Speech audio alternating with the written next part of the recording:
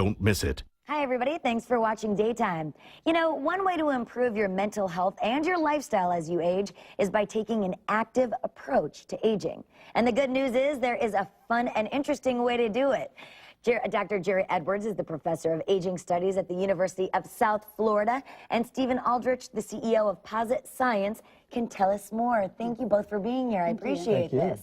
Let's start off with, where do we start? We want to keep our brain as sharp as possible as we age. Absolutely. So there are really 4 key things that you should be doing that will help keep your brain sharp as you age. So the first one is stay physically active. So staying fit helps make sure you have the blood flow to the brain that you need to keep the brain cells going very, very strong as Makes you age. sense. Second one is diet, making sure that you take omega-3s, antioxidants, things like fish. So this is a great place to go out and get great grilled fish. You can go out, red wine and dark chocolate. All those things are fantastic foods that make sure the brain stays sharp over time. Okay. Another one is... Don't forget your fruits and veggies. Fruits and veggies, always key, always a plus. And then one you might not think about is stay socially engaged. So Really? Definitely. yeah. Oh, wow. My mother needs to learn this. I love her. I love her to death, but she's a bit of a recluse. Yeah. And then, Why is that socially engaged? Just because it keeps your brain, going, and your happiness, your emotional levels? yeah, 2 things. One, when you're having a conversation like we're having now, you really have to work hard. You have to read the social cues. You have to figure out what you're going to say. You have to listen to the other person actively. All those things are really cognitively challenging. And then second, the emotion. So when you have social interactions with people, it makes you want to keep going. Friends, family, loved ones, really important to have that connection back to life. For some people, it makes them want to continue living, too. Right, absolutely. All right. And then the last one is brain games. So we now know, and Dr. Edwards and I have spent a lot of time talking about this, that if you challenge your brain as you age, you can keep the brain cognitively healthy. Okay, well, how do we know, doctor, that these brain games actually work? Because they sound fun. Right. Anything with the term games in it is going to be fun, chances are. Right, But how and do it's we know? become very popular, and there's all Right. kinds of products out there. But what's most important is to look for evidence-based products that are based on research.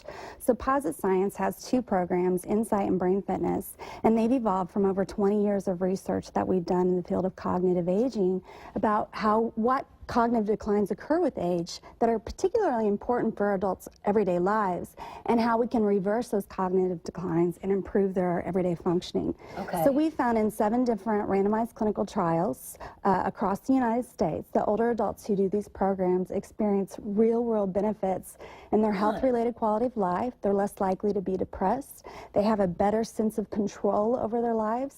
And my favorite is that they're able to drive safer longer. Oh, that's Yes. great. Yeah, so they can retain a lot of their independence. Right. What kind of games are these, though? I mean, are we talking Monopoly type of things, or is this something totally different? What kind of brain games are they? These are computer-based games. You can run them on your PC, you can run them on your Mac, and they're things that really challenge your brain to get faster and more accurate. So you're going to track objects on the screen. They're going to look more similar. You're going to have to figure out what one object you just saw and remember it over time.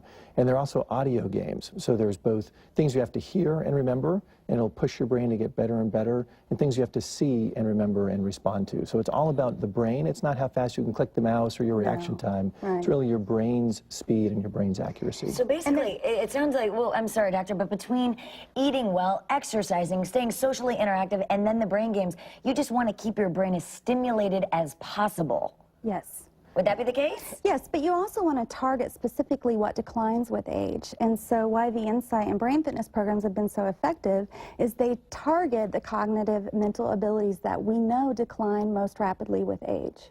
And they're very challenging and constantly adaptive to your abilities. So unlike doing crossword puzzles where you're just practicing your vocabulary skills, which actually increase with age, they don't decline with age. These are much more demanding, and they're targeting your mental quickness, which we know does decline with age. Wow, wow. You guys, I have to say, this is absolutely fascinating information. I do want to ask you, though, what age do you have to start doing these games? We're almost out of time, but Sure. What age? So you can continue as long as possible as a real benefits. So we think that you should begin when you're a baby boomer, so 45 and up. Okay. And in fact, if you feel like you have issues sooner than that, like you want to stay at the top of your game, you can start in your 20s. Wow. But we have 85 and 90-year-olds too. Well, we love that. I have to say, Doctor and Stephen, thank you so much for being here. We appreciate it. More details are on our website. We'll be right back.